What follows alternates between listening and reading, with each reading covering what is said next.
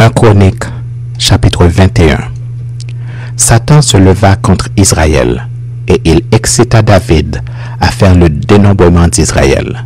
Et David dit à Joab et au chef du peuple, « Allez, faites le dénombrement d'Israël depuis Beersheba jusqu'à Dan, et rapportez-le-moi afin que je sache à combien il s'élève. » Joab répondit, « Que l'Éternel rende son peuple 100 fois plus nombreux, ô roi mon Seigneur. Ne sont-ils pas tous serviteurs de mon Seigneur? Mais pourquoi mon Seigneur demande-t-il cela? Pourquoi faire ainsi pécher Israël? » Le roi persista dans l'ordre qu'il donnait à Joab, et Joab partit et parcourut tout Israël. Puis il revint à Jérusalem.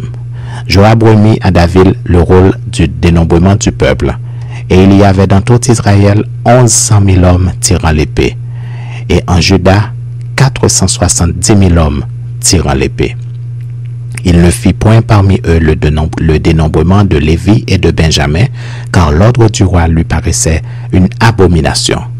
Cet ordre déplut à Dieu qui frappa Israël. Et David dit à Dieu, « J'ai commis un grand péché en faisant cela. Maintenant, daigne pardonner l'iniquité de ton serviteur, car j'ai complètement agi en insensé. » L'Éternel adressa ainsi la parole à Gad, le voyant de David. « Va dire à David, ainsi parle l'Éternel. Je te propose 3 fléaux, choisis-en un, et je t'en frapperai. » Gad alla vers David et lui dit, « Ainsi parle l'Éternel, accepte, ou 3 années de famine, ou 3 mois pendant lesquels tu seras détruit par tes adversaires et atteint par l'épée de tes ennemis, ou 3 jours pendant lesquels l'épée de l'Éternel et la peste seront dans le pays, et l'ange de l'Éternel portera la destruction dans tout le territoire d'Israël. Vois maintenant ce que je dois répondre à celui qui m'envoie. » David répondit à Gad, « Je suis dans une grande angoisse. Oh, que je tombe entre les mains de l'Éternel, car ses compassions sont immenses, mais que je ne tombe pas entre les mains des hommes. » L'Éternel envoya la peste en Israël, et il tomba 70 000 hommes d'Israël. Dieu envoya un ange à Jérusalem pour la détruire, et comme il la détruisait, l'Éternel regarda et se repentit de ce mal, et il dit à l'ange qui détruisait, « Assez, retire maintenant ta main. » L'ange de l'Éternel se tenait près de l'air dormant, le Jébusien. David leva les yeux et vit l'ange de l'Éternel se tenant entre la terre et le ciel, et ayant à la main son épée nue, tournée contre Jérusalem. Alors David et les anciens couverts de sacs tombèrent sur leur visage. Et David dit à Dieu, « N'est-ce pas moi qui ai ordonné le dénombrement du peuple? C'est moi qui ai péché et qui ai fait le mal. Mais ces brebis, qu'ont-elles fait?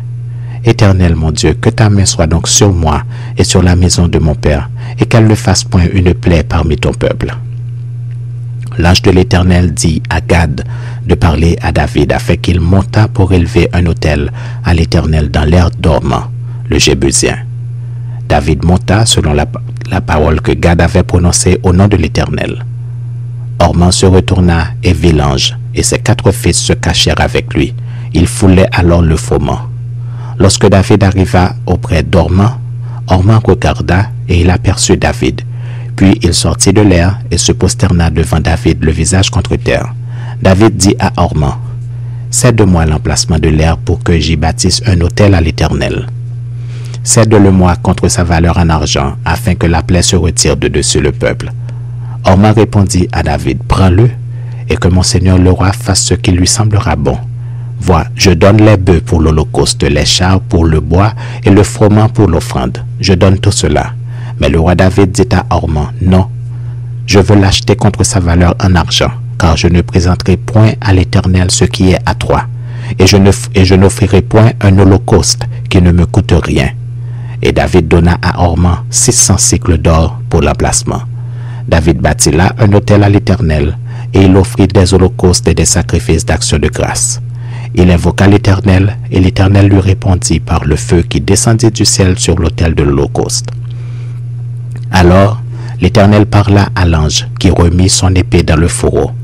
À cette époque-là, David, voyant que l'Éternel l'avait exaucé dans l'air dormant, le Jébusien, y offrait des sacrifices. Mais le tabernacle de l'Éternel construit par Moïse au désert et l'autel des holocaustes était alors sur le haut lieu de Gabaon. David ne pouvait pas aller devant cet autel pour chercher Dieu parce que l'épée de l'ange de l'Éternel lui avait causé de l'épouvante.